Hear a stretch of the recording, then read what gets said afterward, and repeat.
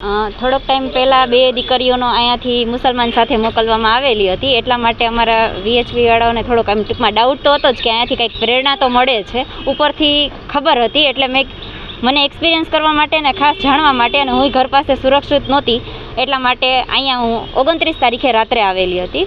29 તારીખે રાત્રે આવેલી હતી ત્યારનો મારો અનુભવ કે એક અહીંયા અંદર દીકરી છે આપણી ઓલરેડી જિહાદી મેટરમાં આવેલી, એટલે એ દીકરીને અહીંયા ઓલરેડી એટલું જ કહી દીધું. એટલે તમે વીએચપી વાળા કે એના પેરેન્ટ્સ કે 500 જણાય સમજાવવા આવે તો તારે નિંભરની જેમ બેઠું રહેવાનું, બરોબર. પછી કોર્ટમાં મેટર જાય ને એટલે તારી ઉંમર છે, તું કંઈ સહેમત થશે ને, કાંઈ એવું હિન્દુ મુસલમાનનું એવું કંઈ હોતું નથી, આ બધા તો બોયલા રાખે. આવી પ્રેરણા અહીંયાથી આપવામાં આવે છે. એટલે છોકરીના તો જવું જ હોય, એટલે એના મગજમાં એ જ ક્લિયર બેસી જાય કે વાંધો નહીં, મારે એની પાસે જવું છે, હું આમની નામ કરીશ તો હું ત્યાં જઈ શકીશ એમ. પ્રેરણા અહીંયા મેનેજર અને બે મેનેજર છે, બે મેનેજર ફ્રેન્ડ જ છે, પાયલબેન ને મીનાબેન કરીને નામ છે. આ ઉપરાંતના એ જેટલી પીડિતાઓ છે એ બધા સાથે એટલું મિસબિહેવ, એટલે કે એ લોકોને આમ કેદી હોય ને કેદીઓની જેમ બિહેવ કરવામાં આવે છે. હાલે તોછડાઈ ગાળુથી બોલાવવામાં આવે છે. પ્લસ એક શેમ્પૂની પડીકી માટે એ લોકોને 15 દિવસ રગવું પડે છે.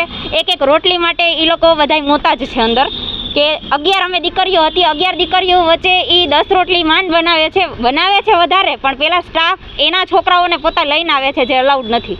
એના છોકરાઓને બધું લઈને આવે છે, ફ્રૂટ, દૂધ, આ તે બધું એની ઓફિસમાં લઈ જાય છે. પછી જે વધે એ આ બધી પીડિતા બહેનોને મળે છે. આમાં એક બેજીવ હતી, બેને હતી, પ્રેગ્નેન્ટ મહિલા હતી, તો બહુ દુઃખી થઈને ગઈ છે અહીંયાથી. એ પણ પ્રેસ કોન્ફરન્સમાં આવવા માટે મીન્સ કે બોલવા માટે તૈયાર જ હતી બધું, અને અંદર છે ને છોકરીઓ એ પણ બોલવા માટે તૈયાર છે. અન્ય ગેરપ્રવૃત્તિની મેં એ લોકોને વાત કરી હતી કે તમે લોકો શું કરો છો, કારણ કે અંદર એક 3 વર્ષના દીકરાની માતા છે જેનો ઘરવાળો મર્ડરમાં આવી ગયો છે.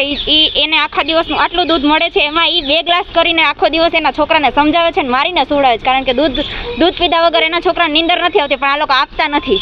દૂધ માટે ખીચડી આટલી આપે, ટૂંકમાં કોઈ ભૂખ્યા જ સૂવે છે બધાય, કોઈ પેટ ભરીને સૂતા નથી. અહીંયા જિહાદી પ્રવૃત્તિમાં એવું છે કે એક બાંગ્લાદેશી અહીંયા અંદર છે, એ હમણાં એક્ઝેક્ટ 30 તારીખે અહીંયા પાછળ જ અહીંયા એક પલંગ છે લોખંડનો હિંચકાની બાજુમાં, ત્યાં બેસીને એના દુઆ પડતા શીખડાવતા હતા આવી રીતે. એટલે આ બધો કાર્યક્રમ ચાલે છે ને એ લોકો કે અમે આમાં કાંઈ માથું ન મારી શકીએ, બરોબર. અહીંયા જે થતું હોય અમારું તો કામ છે, કોર્ટ આવે એટલે આને લઈને વયા જાય, એટલે બસ એ પછી કાંઈ કોઈ એમ કે કોઈ કલેક્ટર કે કાંઈ પણ ચેકિંગ આવ્યું હોય ત્યારે એ લોકો કંઈક સારા કપડાં, અહીંયા તો વિચારીઓ 6 મહિનાથી આવેલી છે, એ લોકો પાસે સારા કપડાં નથી. આ લોકો ઉપરથી આપે છે પણ આ લોકોને પ્રોવાઈડ નથી કરતા. એટલે આ લોકોને જે આ લોકો આપે એક દિવસ પૂરતા, ત્યારે કલેક્ટરને ચેકિંગ આવ્યું હોય ત્યારે એમ કે પછી આ લોકો ઘડીક જ આવશે, પછી અમે જ છીએ એમ કરીને બીવડાવી દીધેલું છે દીકરીઓને. એટલે આ લોકો એટલું એ લોકોનો ઈશારા મુજબ જ હાલે છે. બધી બહુ જ ડરી ગયેલી છે ભાઈ. માર તો નથી મારતા, પણ ટોચર જ એનું એવું છે કે એના કરતાં માર ખાઈ લેવો સારો છે એમ. એ પ્રકારનું ટોચરિંગ, માનસિક ટોર્ચર. અને બીજું તમે જે આ કહેતા હતા ને કે આ લોકો એમ કહે છે કે એ લોકોના જે ઉપરના સાહેબ છે એ આ લોકોને બધાને બહુ ખરાબ અપશબ્દથી બોલાવે છે. મળી હતી કે વધારે ખરાબ પ્રવૃત્તિઓ ચાલે છે, મીન્સ કે કોઈ ગાંડી દીકરીઓ હોય આ તે એને મોટા અધિકારીઓ આવીને એનું શોષણ કરે છે, આવા તમને મળી હતી.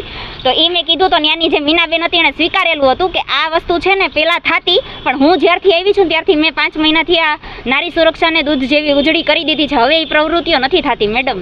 મેં 7 દિવસમાં આ પ્રવૃત્તિ જોઈ નથી, કારણ કે હું લડતી હતી ને હું સામું બોલતી હતી, એટલે મારી સામે મને લાગે કે એ વસ્તુ પણ થતી હશે 100%. છોકરીઓ બીએલી યુવતી તો ઘણું બોલવા તૈયાર છે અંદરથી, પણ જો હું કાલે નીકળી છું અહીંયાથી, એટલે ત્યાર પછી બીવડાવ્યું ન હોય ને તો હું જ્યાંથી નીકળી ત્યાર પહેલા તો કહેતા હતા કે અમે બોલશું, કારણ કે અમે અહીંયા બહુ હેરાન છીએ. देखो, राजकोट में जो नारी गृह है गुजरात सरकार के द्वारा संचालित है, इनका काम है अबला नारी को सुरक्षित करना. लेकिन हमें जानकारी मिली और अनुभव भी हुआ है. हमारे पास इनकी आई विटनेस भी एक बहन है जो लव जिहाद का शिकार बनी थी. जब यहाँ आई तब मालूम पड़ा यह नारी गृह नहीं है, इस्लामिक जिहादी लव जिहाद का अड्डा बना हुआ है यहाँ. और यहाँ माता बहन जो आती है उनको यह प्रशिक्षित किया जाता है और यह प्रेरणा दी जाती है, मुसलमानों के साथ जाने के लिए प्रेरित किया जाता है. इसलिए मैं सरकार से मांग करता हूँ, यहाँ कोई पायल नाम की बहन है, उनकी सहयोगी 2-3 बाकी जो अधिकारी है, उन सबको तत्काल उनके पर जांच बिठाई जाए, उनको सस्पेंड किया जाए और यहाँ नारी गृह वास्तव में नारी गृह की तहत चले। यहाँ खाने में, दूध में, जलपान में सभी प्रकार में भ्रष्टाचार हो रहा है। जब यहाँ जांच आती है तब कहते हैं आप नए कपड़े पहन लो, हम कहेंगे उस मुताबिक ही आपको बोलना है। मुसलमान लड़के भी यहाँ महिलाओं को इनलीगली मिलने के लिए आते हैं। अगर यह बंद नहीं हुआ, हम 15 दिन की चेतावनी देते हैं। 15 दिन में सरकार ने कोई कदम नहीं उठाया, शासन प्रशासन ने कोई कदम नहीं उठाया, तो विश्व हिंदू परिषद का युवा दल बजरंग दल एक कतई सहन नहीं करेगा और बजरंग दल अपनी भाषा में इस विषय का जवाब देना, उत्तर देना जानता है। સાંજ સમાચાર ફેસબુક પેજને લાઇક કરો, વિડીયો શેર કરો અને વધુ વિગતવાર સમાચાર માટે sanssamachar.net વિઝિટ કરો।